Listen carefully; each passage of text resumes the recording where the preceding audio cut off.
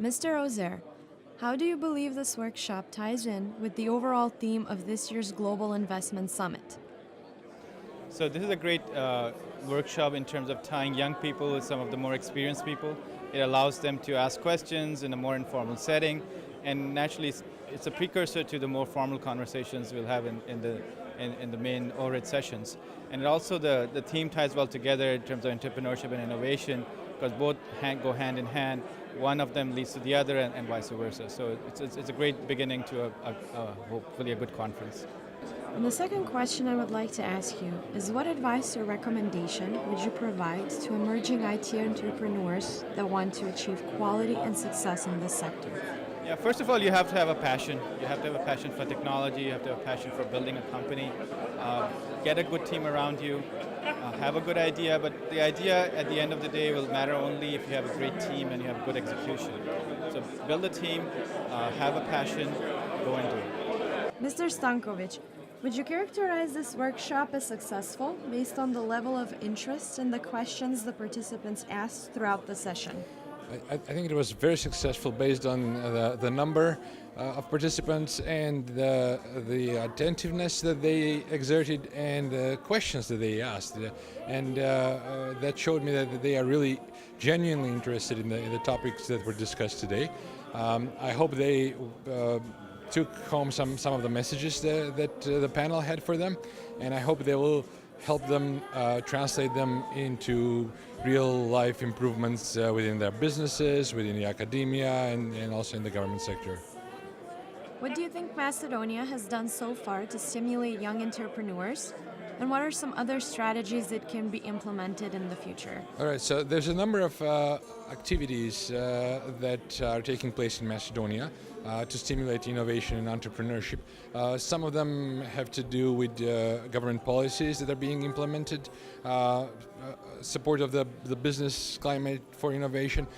Other activities have to do with improving the R&D infrastructure base and fostering collaboration between the universities and the businesses. And I think that is one of the main hallmarks that will spur innovation in the country.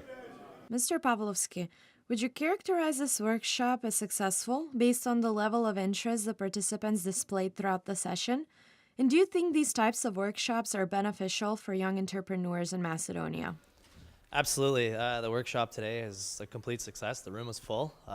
It was packed with people, all young people, which is amazing. I think targeting the young generation of Macedonia is essential, and this workshop does exactly that, and it's something we need to continue as for Macedonia 2025, and as a country of Macedonia.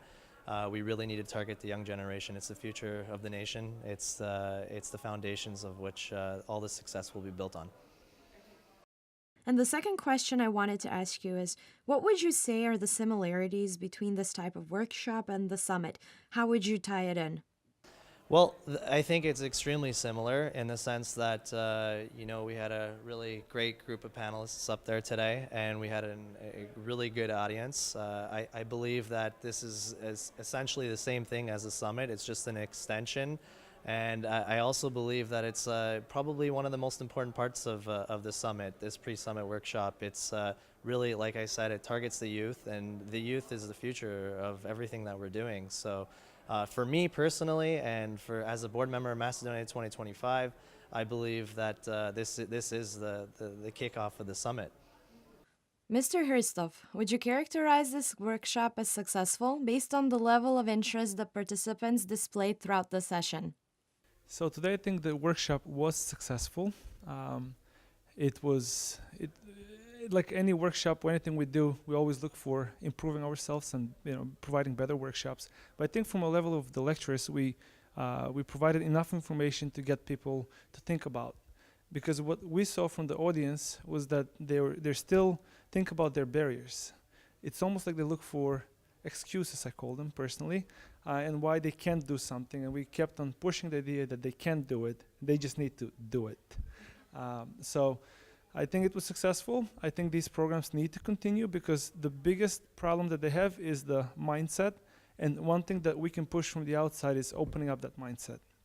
So I think the communication and dialogue needs to continue with this community here, and we just need to change the topics from time to time and stirring the soup in different directions, basically.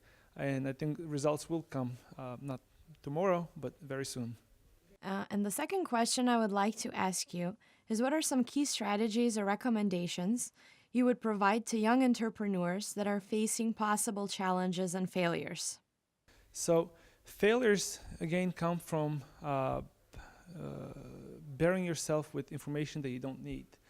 Just outside right now, I was asked a question about what's the percentage of failures in the US? And I said, why does it matter? Are you looking for an excuse so that if you fail, you're not alone? That's the answer. You're not alone. Just the biggest failure is when you don't try. So I think we heard enough examples today of people trying and failing and picking themselves up again and being persistent. So don't be afraid of failure. Failure is a way of getting better. You can look at athletes, you can look at many different examples, and nobody succeeded straight up.